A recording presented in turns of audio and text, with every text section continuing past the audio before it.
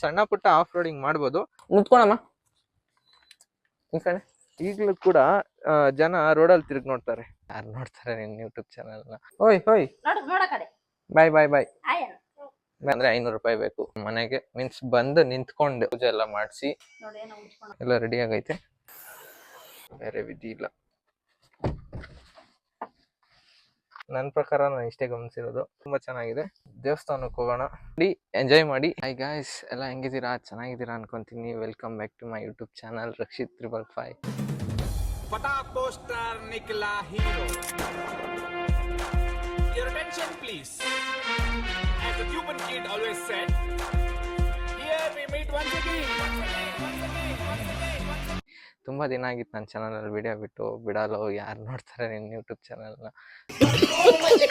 ಇನ್ನು ಎಷ್ಟು ದಿನಕ್ಕೆ ಬಿಟ್ರೆ ಏನು ಯಾರು ನೋಡಲ್ಲ ಅನ್ಕೊಂಡಿರೋರು ಸ್ವಲ್ಪ ಜನಕ್ಕೆ ನೋಡಿ ಅಂತ ಕೇಳ್ಕೊತೀನಿ ಅಷ್ಟೇ. ಯಾಕಂದ್ರೆ ನೋಡೋದೇ 200-300 ಜನ. ಅವರು ನಾನು ವಿಚಾರಿಸ್ಕೊಂಡಿಲ್ಲ ಅಂದ್ರೆ ಬೇಜಾರು ಮಾಡ್ಕೊತೀರ. ಸೊ ಅದಕ್ಕೋಸ್ಕರ ನಾನು ನೋಡ್ತಾ ಇರೋ 200-300 ಜನಕ್ಕೆ ಖುಷಿಯಾಗಿರೋ ಥರ ವಿಡಿಯೋ ಮಾಡೋಣ. ಅದು 200 ಜನ 3000 ಆಗಲಿ, 300 ಜನ ಹಂಗೆ ಜಾಸ್ತಿ ಆಗಲಿ, 1000 ಲಕ್ಷ ಕೋಟಿ ಜನ ಆಗಿ ನನ್ನ ಬ್ಲಾಗ್ಸ್ನ ನೋಡ್ಲಿ ಅಂತ ದೇವರಲ್ಲಿ ಕೇಳ್ಕೊಳ್ಳಿ.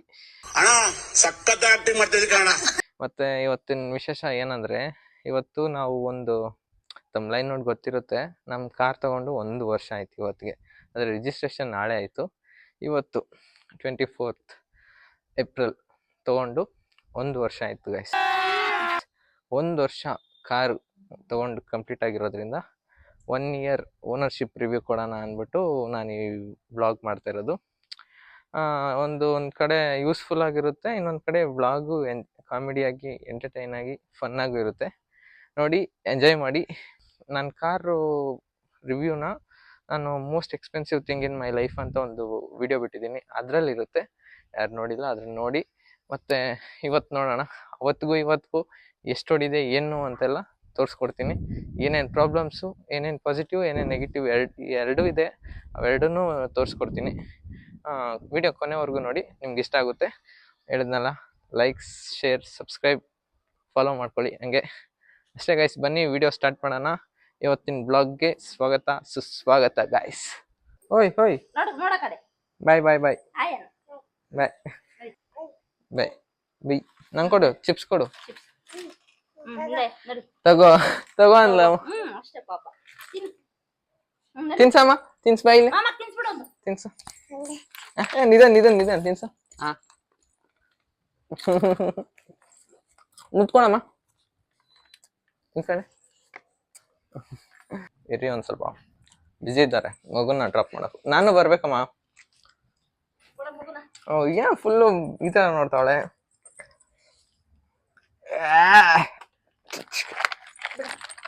ಒಂದೇ ಕೈಗೆ ಎತ್ಕೊಟ್ಬಿಟ್ಟೆ ಮಗುನ. ಫೈನಲಿ ಕಾರ್ ಹತ್ರ ಬಂದಾಯ್ತು. ಇವಾಗ ಗೇಟ್ ತೆಗ್ದು ಕಾರನ್ನು ತೋರಿಸ್ತೀನಿ, ಬನ್ನಿ. 1 2 3. ಫುಲ್ಲು ಡಸ್ಟ್ ಆಗಿಬಿಟ್ಟಿದೆ ಕಾರು. ಅಂದರೆ ಇದು ರೋಡ್ ಸೈಡ್ ಇರೋದ್ರಿಂದ ನೋಡಿ, ರೋಡು ಚೆನ್ನಾಗಿಲ್ಲ, ಧೂಳು. ಆ ಧೂಳೆಲ್ಲ ಇಲ್ಲಿ ಬಂದು ಬೀಳುತ್ತೆ. ಇದ್ರ ಮೇಲೆ ಕವರ್ ಹಾಕ್ಬೋದು ಅಂತ ನೀವು ಕೇಳ್ಬೋದು, ಬಟ್ ಕವರ್ ಹಾಕಿ ಕವರ್ ಮೇಲೆ ಧೂಳು ಕುತ್ತಿ ಕವರ್ನ ವಾಶ್ ಮಾಡ್ದಿರ ಹಂಗೆ ಬಿಟ್ಟಿರೋದು. ಎಷ್ಟು ದಿನ ಆಯಿತು ಕಾರ್ ಓಡಿಸಿ ಅಂತ ಕೇಳ್ಬೋದು ನೀವು, ಹಿಂಗೆ ಬಿಟ್ಟಿದ್ದೀರಾ ಅಂತ. ಕಾರ್ ಓಡಿಸ್ತೀವಿ ಗೈಸ್, ಆದರೆ ಕ್ಲೀನ್ ಮಾಡಲ್ಲ. ಕ್ಲೀನ್ ಮಾಡೋಕ್ಕೆ ಅವನ ಅಜ್ಜಿ ಒಂದ್ಸತಿ ವಾಶ್ ಮಾಡ್ಬೇಕಂದ್ರೆ 500 ರೂಪಾಯಿ ಬೇಕು. ತೊಗೊಳೋದು ದೊಡ್ಡ ವಿಚಾರ ಅಲ್ಲ, ಇದಕ್ಕೆ ಪೆಟ್ರೋಲ್ ಹಾಕ್ಸೋದಕ್ಕೆ ಮತ್ತು ವಾಷಿಂಗ್ಗೆ ಮೇಂಟೆನೆನ್ಸ್ ಮಾಡೋ ಅಂತ ತಾಕತ್ತು ಇರ್ಬೇಕು, ಆವಾಗಲೇ ತೊಗೊಬೇಕು. ಏನ್ ಮಾತಂತ ಹೇಳಿದ್ರಿ ಸರ್ ನೀವು? Really hats off sir, hats off. Tar rocks ನೋಡಿ, ಫುಲ್ಲು ಡಸ್ಟ್ ಆಗಿರುತ್ತಲ್ಲ. ನಾವು ಹೋಗ್ಬೇಕಂದ್ರೆ ವೈಫರ್ ವಾಶ್ ಮಾಡಿ ಅದು ನೀರು ಬಂದಿರೋದು. ಆ ಕಡೆನೂ ಅಷ್ಟೇ ನೋಡಿ. ಇದನ್ನ ಇವಾಗ ವಾಶ್ ಮಾಡಿ ನೀಟಾಗಿ ನೋಡಿ, ಒಂದು ಸತಿ 360 ಸೈಡು 360 ಡಿಗ್ರಿ ಸೈಡಲ್ಲಿ ಎಲ್ಲ ಕಡೆನೂ ತೋರಿಸ್ಬಿಡ್ತೀನಿ ನೋಡಿ. ಹಿಂದ್ಗಡೆ ಫುಲ್ಲು ಜಾಸ್ತಿನೇ ಗಲೀಜಾಗೈತೆ, ಇಲ್ಲೆಲ್ಲ ಜಾಸ್ತಿ ಗಲೀಜಾಗೈತೆ. I need to wash it now because ಇದ್ರ ಆ್ಯನಿವರ್ಸರಿ. ಇದು ಬಂದು 1 ವರ್ಷ ಆಯ್ತು ನಮ್ಮ ಮನೆಗೆ. ಮೀನ್ಸ್ ಬಂದು ನಿಂತ್ಕೊಂಡು, ಅಂದರೆ April 6th ತಗೊಂಡಿದ್ದೆ. ಡೆಲಿವರಿ ತಗೊಂಡು ಪೂಜೆ ಎಲ್ಲ ಮಾಡಿಸಿ ಮತ್ತೆ ಕಾರ್ನ ತಂದು ಮನೆ ಹತ್ರ ನಿಲ್ಲಿಸಿ ಒಂದಿನ ಮತ್ತೆ ವಾಪಸ್ ಕೊಟ್ಬಿಟ್ಟಿದ್ದೆ. ಯಾಕಂದರೆ ರಿಜಿಸ್ಟ್ರೇಷನ್ ಆಗೋವರೆಗೂ ಕಾರ್ ಕೊಡಲ್ಲ ಅಂತ. ಕ್ರಚಸ್ ಆಗ್ಬಿಟ್ಟಿದೆ ಗೈಸ್. ಕಾರ್ ತೊಳೆಯೋಕ್ಕೆಲ್ಲ ಸೆಟ್ ಮಾಡಿತ್ತಾಯ್ತು. ನೀರು, ಮೋಟ್ರು ನೋಡಿ, ಇದೆಲ್ಲ ನಾನೇ ಫಿಟ್ ಮಾಡಿರೋದು. ಒಳಗಡೆ ತೋರಿಸ್ತೀನಿ ನೋಡಿ. ನಾನೇ ಫಿಟ್ ಮಾಡಿರೋದು ಪ್ರೂಫು. ತೆಗ್ದಾಗೆಲ್ಲ ಬಿದ್ದೋಗುತ್ತಿದ್ದು, ಹೊಸ್ದಾಗಿ ಹಾಕಬೇಕು. ಈ ಸಿಸ್ಟಮ್ ಎಲ್ಲ ನಾನೇ ಫಿಟ್ ಮಾಡಿರೋದು. ನೀನು ಓದಿರೋದು B.Com ತಾನೆ, ಆದರೆ ಇಂಜಿನಿಯರಿಂಗ್, ಎಲೆಕ್ಟ್ರಿಕಲ್ ಇಂಜಿನಿಯರಿಂಗ್ ಓದಿದಂಗೆ ಮಾತಾಡ್ತಾ ಇದೆ ಅನ್ಕೊತೀರಾ. ಬಟ್ ಆ್ಯಕ್ಚುಲಿ ಟ್ರೂತ್ ಅದೇ, ನಾನೇ ಫಿಟ್ ಮಾಡಿರೋದು ಇದೆಲ್ಲ. ಇಲ್ಲಿ ನೋಡಿ ವೈರು ಸೀ ಅಂತ ಹೋಗಿ ಅಲ್ಲೋಗಿ ಒಳಗಡೆ ಕನೆಕ್ಷನ್ ಕೊಡೋ ಥರ ಫಿಟ್ ಮಾಡಿದ್ದೀನಿ. ಇದೊಂದು ಮೋಟ್ರಿಗೆ ಕನೆಕ್ಷನ್ನು ಎಲ್ಲ ಮಾಡಿ ಕ್ಲೋಸ್ ಮಾಡೋಣ.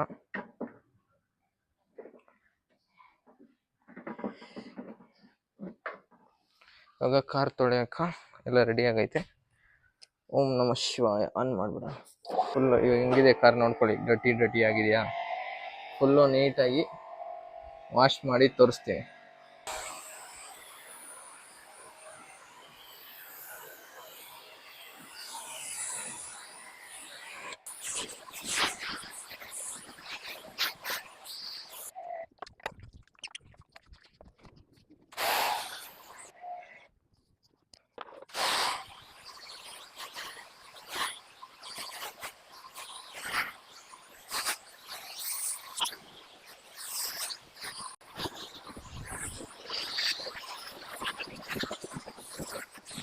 ನೋಡಿ ಜಾಗ ಚೆನ್ನಾಗಿದೆ.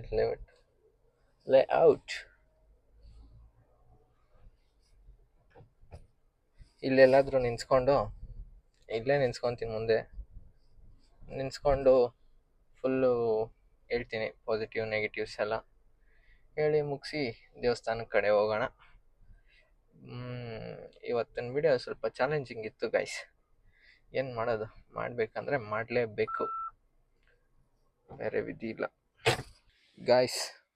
ಇದು ಬರೀ ಕಾರಲ್ಲ, ಇದೊಂಥರ ಐಡೆಂಟಿಟಿ, ಮನುಷ್ಯನ ಐಡೆಂಟಿಟಿ. ಇವಾಗ ನೀವು ಯಾರ್ಕನ ಗೊತ್ತಿಲ್ಲ ಅಂದ್ಕೊಳ್ಳಿ, ಈ ಕಾರಲ್ಲಿ ಹೋಗಿದ್ದೀರಾ ಅಂದರೆ, ತಾರಲ್ಲಿ ಬಂದಲ್ಲ ಅಂದರೆ ಬೇರೆ ಕಾರ್ಗಿಂತ ಇದು ಒಂದು ಸ್ವಲ್ಪ ಕಾರ್ಸ್ ಇದ್ದಾವೆ. ತಾರು, ಫಾರ್ಚುನರು, ಇನೋವಾ, ಅಂದರೆ ಪ್ರೀಮಿಯಂ ಕಾರ್ಸ್ ಬಿಟ್ಬಿಡಿ, ಕಾರ್ಸ್ ಅಂಡರ್ 50 lakhs ಬರೋ ಅಂಥ ಕಾರ್ಸಲ್ಲಿ ಇದು ಒಂದು ತಾರು. ಅದಕ್ಕೋಸ್ಕರ ಹೇಳ್ತಾ ಇದ್ದೀನಿ, ಒಂದು ಐಡೆಂಟಿಫೈ ಮಾಡುವಂಥ ಕಾರ್ ಇದು. ಸ್ಟಾರ್ಟ್ ಮಾಡಿಬಿಡೋಣ ಇದ್ರದ್ದು ಪಾಸಿಟಿವ್ ಮತ್ತು ನೆಗೆಟಿವ್ ಏನೇನಿದೆ ಅಂತ. ಫಸ್ಟ್ ಆಫ್ ಆಲ್, ಇದು ನಾನು ಎಷ್ಟು ಜಾಸ್ತಿ ಓಡಿಸಿಲ್ಲ ಗೈಸ್, ಬರೀ ಒಂದು 6000 ಸಮಥಿಂಗ್ ಓಡಿಸಿದ್ದೀನಿ ಅಷ್ಟೇ. 6000 ಪ್ಲಸ್ಸೇ ಓಡಿಸಿರೋದು. ಜಾಸ್ತಿ ಅಂದರೆ ನನ್ನ ಮನೇಲಿ ನಾನು ಬಿಟ್ಟರೆ ಇನ್ಯಾರು ಓಡಿಸೋರಿಲ್ಲ, ನಾನೇ ಓಡಿಸ್ಬೇಕು ಕಾರು. ನಮ್ಮ ಡ್ಯಾಡಿನೂ ಅಷ್ಟು ಡ್ರೈವ್ ಮಾಡಲ್ಲ, ನನ್ನ ತಮ್ಮನೂ ಅಷ್ಟು ಡ್ರೈವ್ ಮಾಡಲ್ಲ. ನಾವು ಜಾಸ್ತಿ ದೂರನೂ ಹೋಗಿಲ್ಲ, ಹತ್ತತ್ರ ಒಂದು 150 kilometers ಹೋಗಿ ಬಂದಿದ್ದೀವಿ. ಅಂದರೆ 300 kilometers ಒಂದೇ ಸತಿ ಹೋಗಿ ಬಂದಿರೋದಷ್ಟೇ. ಇನ್ನೆಲ್ಲೂ ನಾವು ಜಾಸ್ತಿ ದೂರ ತೊಗೊಂಡೋಗಿಲ್ಲ. ಬೆಂಗಳೂರಿಂದ ಎಲ್ಲ ಹತ್ರ ಇದೆಯಲ್ಲ ಗೈಸ್, 150 kilometers ಹೋದ್ರೇ ಎಂತೆಂಥ ಪ್ಲೇಸ್ ಸಿಗುತ್ತೆ. ನಾವು ಅಂಥ ದೊಡ್ಡ ಪ್ಲೇಸ್ಗೆ ಹೋಗಿಲ್ಲ, ಮತ್ತು ಆಫ್ ರೋಡಿಂಗು ಎಲ್ಲೂ ಮಾಡಿಲ್ಲ. ಜಸ್ಟ್ ನಾರ್ಮಲ್ ಸಿಟಿ ಡ್ರೈವು ಮತ್ತು ಲಾಂಗ್ ಡ್ರೈವ್ ಹೋಗಿದ್ದೀವಿ. ಅಂದರೆ ಒಂದೇ ಸ್ಟ್ರೆಚ್ 150 kilometers ಹೋಗಿದ್ದೀವಿ ಅಷ್ಟೇ, ಅದು ಬಿಟ್ಟು ಜಾಸ್ತಿ ಹೋಗೇ ಇಲ್ಲ. ಸ್ಟಾರ್ಟ್ ಮಾಡೋದಂದರೆ ಪಾಸಿಟಿವ್ನೆಸ್ ಸ್ಟಾರ್ಟ್ ಮಾಡೋದಂದರೆ ನೋಡಿ, ಹೆಡ್ಲೈಟು ತುಂಬ ಪವರ್ಫುಲ್ಲಾಗಿ ಬರುತ್ತೆ ಲೈಟ್ ಆನ್ ಮಾಡಿದ್ರೆ. ಇಲ್ಲ ಅಂದರೂ ನೋಡಿ, ಅಷ್ಟು ದೂರ ರೋಡ್ ಎಂಡ್ ಆಗುತ್ತಲ್ಲ ಅಲ್ಲಿವರೆಗೂ ಲೈಟು ಥ್ರೋ ಚೆನ್ನಾಗಿದೆ. ಹೆಡ್ಲೈಟು ನಾನು ನೋಡಿರೋ ಪ್ರಕಾರ, ನಾನು 6000 kilometers ಓಡಿಸಿರೋದಕ್ಕೆ ಪ್ರಕಾರ ನನಗೆ ತಾರ್ ರಾಕ್ಸಲ್ಲಿ ಯಾವುದೇ ಪಾಸಿಟಿವ್ನೆಸ್ ಇದೆ ಅಂತ ಮಾತ್ರ ಹೇಳ್ತೀನಿ. ಬೇರೆಯವ್ರಿಗೆ ಏನಿದೆ ಅಂತ ಗೊತ್ತಿಲ್ಲ. ನನಗೂ ನೆಗೆಟಿವ್ಸ್ ಕಾಣಿಸಿದೆ, ಅದನ್ನು ಶೇರ್ ಮಾಡ್ಕೊತೀನಿ. ಫಸ್ಟು ಹೆಡ್ಲೈಟ್ ಜೊತೆ LED ಹೆಡ್ಲೈಟ್ ಕೊಟ್ಟಿರೋದ್ರಿಂದ ತುಂಬ ಒಳ್ಳೆಯದು. ಹಳೆ ತಾರಲ್ಲಿ LED ಹೆಡ್ಲೈಟ್ ಇಲ್ಲ, ಅಲರ್ಜಿನು. ಓಕೆ, ಇದೂ ಅಷ್ಟೇ. ಫಾಗ್ ಲ್ಯಾಂಪು ಚೆನ್ನಾಗಿ ಕೆಲಸ ಮಾಡುತ್ತೆ, ಅಂದರೆ ಥ್ರೋ ಚೆನ್ನಾಗಿ ಬರುತ್ತೆ. ಇದೂ ಏನೋ ಡಲ್ ಅನ್ಸಲ್ಲ, ಚೆನ್ನಾಗೇ ಬರುತ್ತೆ. ಮತ್ತು ಇನ್ನೇನು ಪಾಸಿಟಿವ್ ಅಂದರೆ ನೆಕ್ಸ್ಟು 5 doors. ಈ ಕಾರಲ್ಲಿ ಎಲ್ಲ ಕಾರ್ ಥರನೂ ತಾರಲ್ಲೂ 5 door ಬಂದು ತುಂಬ ಒಳ್ಳೇದೈತೆ. ಯಾಕಂದರೆ ನೋಡಿ, 90 ಡಿಗ್ರಿ ಓಪನ್ ಆಗುತ್ತೆ ಇದು, ಚೆನ್ನಾಗಿರುತ್ತೆ. ಮತ್ತು ಇದರಲ್ಲಿ ಇನ್ನೊಂದು ಪಾಸಿಟಿವ್ನೆಸ್ ಏನಂದರೆ ಸ್ಟೇರಿಂಗ್ ತುಂಬ ಸಾಫ್ಟ್ ಆ್ಯಂಡ್ ಸ್ಮೂತಾಗಿರುತ್ತೆ ಸ್ಟೇರಿಂಗ್ ಇದರಲ್ಲಿ. ಯಾವುದು ಎಂಥ ಆಫ್ ರೋಡಿಂಗ್ ಹೋದ್ರೂ ಇದು 2 ವೀಲ್ ಡ್ರೈವೇ, ಬಟ್ ಇದರಲ್ಲೂ ಆಲ್ಮೋಸ್ಟ್ ಸಣ್ಣ ಪುಟ್ಟ ಆಫ್ ರೋಡಿಂಗ್ ಮಾಡ್ಬೋದು, ಆದ್ರೂ ಇದು ಸ್ಟೇರಿಂಗ್ ತುಂಬ ಸ್ಮೂತಾಗಿರುತ್ತೆ. ನೆಕ್ಸ್ಟ್ ಬಂದು A C guys. A C ತುಂಬ ಬೇಗ ಕೂಲ್ ಆಗುತ್ತೆ ಗಾಡೀಲಿ. ಅಂದರೆ ಯಾವ ರೀತಿ ಅಂದರೆ ಒಂದು 5 ನಿಮಿಷದೊಳಗೆ ಎಲ್ಲ ಕ್ಯಾಬಿನ್ ಫುಲ್ಲು, ದೊಡ್ಡ ಕಾರ್ನು ಕೂಡ ಚಿಲ್ಲಾಗಿ ಇರಿಸುತ್ತೆ. ಅಂದರೆ ಸಡನ್ನಾಗಿ ಹೇಳ್ತಾ ಇದ್ದೀನಲ್ಲ, ಅದರಿಂದ ಒಂದೊಂದೆಲ್ಲ ಹೆಂಗೆ ಹೇಳೋದಂತ ಮರ್ತು ಹೋಗ್ಬಿಟ್ಟಿದ್ದೀನಿ. ನೆನ್ಪು ಮಾಡ್ಕೊಂಡು ಹೇಳ್ತೀನಿ ಪಾಸಿಟಿವ್ನೆಸ್. ನೆಕ್ಸ್ಟು ಪಾಸಿಟಿವೇ ನೆನ್ಪು ಮಾಡ್ಕೊಂಡು ಹೇಳ್ತೀನಿ. ನೆಗೆಟಿವ್ ಮತ್ತು ಬ್ಯಾಕ್ ಸೈಡ್ LED ಅಷ್ಟೇ ಚೆನ್ನಾಗಿದೆ ಗಾಡಿದು. ಮತ್ತು ಬೂಟ್ ಸ್ಪೇಸ್ ಗೈಸ್, ಈ ನೋಡಿ ಎಷ್ಟು ದೊಡ್ಡ ಬೂಟ್ ಸ್ಪೇಸ್ ಇದೆ, ಇದೊಂದು ಪಾಸಿಟಿವ್ನೆಸ್ಸು. ಎಲ್ಲ ಇಲ್ಲಿ ಫಸ್ಟ್ ಇದೇನದು ಟಾಪ್ ಮಾಡಲಲ್ಲಿ ಒಂದು ಸ್ಪೀಕರ್ ಬರುತ್ತೆ, ಅದೊಂದು ಸ್ವಲ್ಪ ಹೋಗುತ್ತೆ. ಇದರಲ್ಲಿ ಆ ಥರ ಏನಿಲ್ಲ, ಫುಲ್ ಸ್ಪೇಸ್, ಎಷ್ಟು ಬೇಕೋ ಲಗೇಜ್ ಇಟ್ಕೊಬೋದು, ಇಲ್ಲಿವರೆಗೂ ಲಗೇಜ್ ಇಡ್ಬೋದು. ರೂಫ್ ನೋಡಿ ಎಷ್ಟು ದೊಡ್ಡ ಹೈಟ್ ಇದೆ, ಆ ರೂಫ್ವರೆಗೂ ಲಗೇಜ್ ಇಡ್ಬೋದು.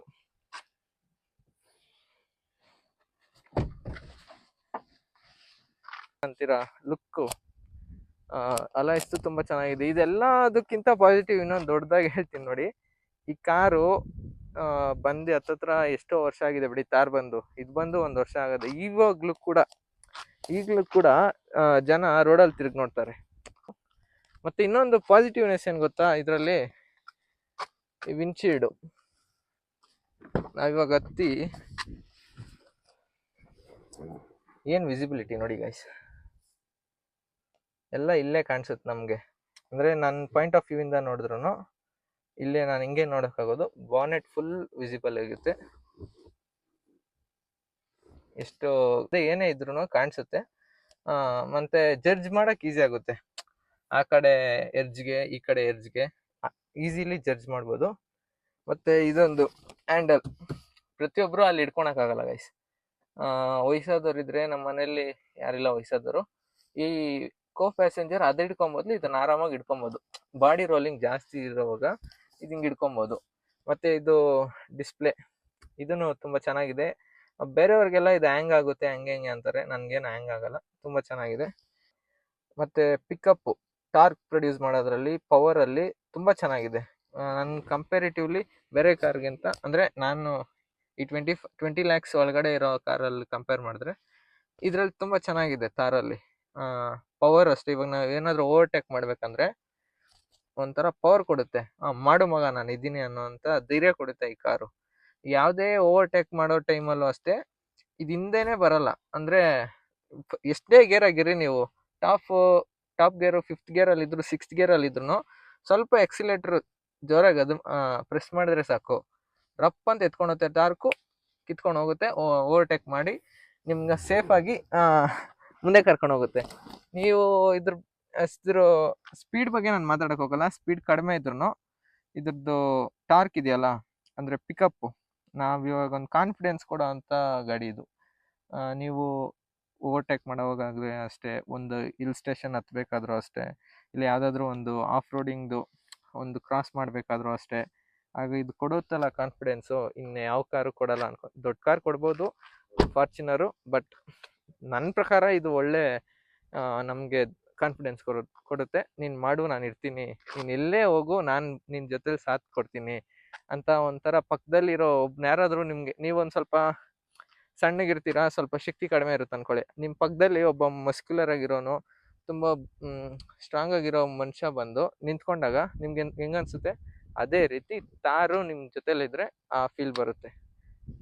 ಮತ್ತು ಇದ್ರದ್ದು ನೆಗೆಟಿವ್ಸ್ ಬಗ್ಗೆ ತುಂಬ ಜನ ಗೊತ್ತು ಇದ್ರದ್ದು ನೆಗೆಟಿವ್ಸು, ಆದ್ರೂ ಯಾರು ಅಷ್ಟು ಹೇಳ್ಕೊಳಲ್ಲ. ಗೊತ್ತಿದ್ರೂ ಒಳಗೇ ಇಟ್ಕೊತಾರೆ ತೊಗೊಂಡಿದ್ದಾದ್ಮೇಲೆ. ನೆಗೆಟಿವ್ಸ್ ಗೊತ್ತಿದ್ರೂ ತೊಗೊಳೋರಿದ್ದಾರೆ. ಮೇಜರ್ ನೆಗೆಟಿವ್ಸ್ ಏನೇನಂತ ಹೇಳ್ಬಿಡ್ತೀನಿ, ಅದಾದಮೇಲೆ ಏನಾನು ಬಿಟ್ಟಿದ್ರೆ ಕಮೆಂಟ್ ಮಾಡಿಬಿಡಿ. ಫಸ್ಟ್ ಆಫ್ ಆಲ್ ಇದು ನಮಗೆ ನೆಗೆಟಿವ್ ಆಗೋದು ಇದು ವೈಪರ್. ಈ ವೈಪರ್ ಏನು ಮಾಡುತ್ತೆ ಗೊತ್ತಾ, ಈ ವೈಪರು ನೀಟಾಗಿ ಇಲ್ಲಿವರೆಗೂ ಏನೋ ಕ್ಲೀನ್ ಮಾಡುತ್ತೆ ಅಷ್ಟೇ ಗೈಸ್. ನೀಟಾಗಿ ಕ್ಲೀನ್ ಮಾಡಲ್ಲ ಅಂದರೆ ಆ ಕಡೆ ಈ ಕಡೆ ಜಾಸ್ತಿ ಉಳ್ಕೊಂಬಿಡುತ್ತೆ. ವಿಂಡ್ಶೀಲ್ಡ್ ನೀಟಾಗಿ ಕ್ಲೀನ್ ಆಗಲ್ಲ, ಸ್ವಲ್ಪ ಸ್ವಲ್ಪ ಇರುತ್ತೆ. ಅದಾದಮೇಲೆ ಹಳ್ಳದಿನ್ನೆ ಎಂಥ ಸಣ್ಣ ಹಳ್ಳ ಇದ್ರೂ ಹಂಗೆ ಫುಲ್ಲು ಎತ್ತು ಬಿಸಾಕ್ಬಿಡುತ್ತೆ. ಏನೋ ದೊಡ್ಡ ಜಂಪ್ ಮಾಡ್ದಂಗೆ ಇರುತ್ತೆ ಕಾರಲ್ಲಿ ಯಾವುದಾದ್ರೂ ಒಂದು ಹಳ್ಳ ಎಕ್ಸಿದೀನಿ ಅಂದರೆ. ಸಣ್ಣ ಹಳ್ಳ ಸಣ್ಣ ಹಂಸಿದ್ರೂ ಸರಿ ಎತ್ತು ಕುಕ್ಕೋದು. ಜಾಸ್ತಿ ಬಾಡಿ ರೋಲು. ಕಾರು ಫ್ಯಾಮಿಲಿಗೆ ಅಂದರೆ, ನೀವು ಫ್ಯಾಮಿಲಿನೆಲ್ಲ ಕರ್ಕೊಂಡೋಗಿದ್ದೀರ ಆಚೆ ಅಂದರೆ ತುಂಬ ಬಾಡಿ ರೋಲ್ ಆಗುತ್ತೆ. ಹಿಂದೆ ಆರಾಮಾಗಿ ಕುತ್ಕೊಳಕ್ಕಾಗಲ್ಲ. ಮುಂದೆ ಇರೋರು ಅಡ್ಜಸ್ಟ್ ಮಾಡ್ಕೊಬೋದು, ಆದರೆ ಹಿಂದೆ ಇರೋರು ಆಗಲ್ಲ ಗೈಸ್. ತುಂಬ ಬಾಡಿ ರೋಲ್ ಇರುತ್ತೆ. ಅದಾದಮೇಲೆ ಇದರಲ್ಲಿ ಅಷ್ಟೇ ನನಗೆ ಅನಿಸ್ದಂಗೆ ವೈಪರ್ದು ಮತ್ತು ಬಾಡಿ ರೋಲು ಬಿಟ್ಟರೆ ಅಷ್ಟೊಂದೇನು ನೆಗೆಟಿವ್ ಇಲ್ಲ. ಇನ್ನು ಎಲ್ಲ ಪಾಸಿಟಿವ್ನೆಸ್ಸೇ ಇರೋದು ನಾನು ನೋಡಿರೋ ಪ್ರಕಾರ. ಮೇಜರೇ ಬಿಟ್ಬಿಟ್ಟಿದ್ದೀನಿ, ಇನ್ನೆಲ್ಲ ಹೇಳ್ತಾ ಇದ್ದೀನಿ.